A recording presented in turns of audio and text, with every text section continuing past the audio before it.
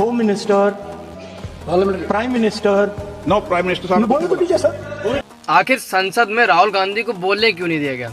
वजह थी एक किताब। ये किताब पूर्व army chief general MM Naravane ने लिखी है, जो अभी तक पब्लिश नहीं हुई है। कहा जा रहा है कि किताब में भारत चीन बॉर्डर पर 2020 में हुए तनाव की अंदरूनी बातें लिखी हैं। किताब के एक हिस्से के मुताबिक 31 अगस्त 2020 की रात को हालात इतने ज़्यादा खराब हो गए थे कि 4 चीनी टैंक पैदल सैनिकों के साथ भारत की पोस्ट की तरफ बढ़ रहे थे।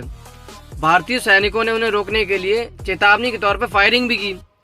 इसके बावजूद भी चीनी सेना आगे बढ़ती रही और करीब 500 से 600 मीटर तक पास आ गई थी चीनी सेना।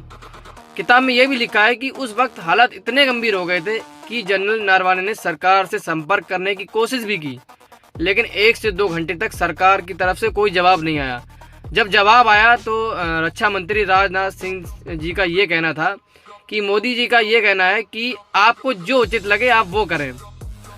अब सवाल ये है कि इतने बड़े और इतने खतरनाक हालत में जहां जरा सी चूक जंग करा सकती है, क्या देश के नेता का ऐसा जवाब देना ठीक था?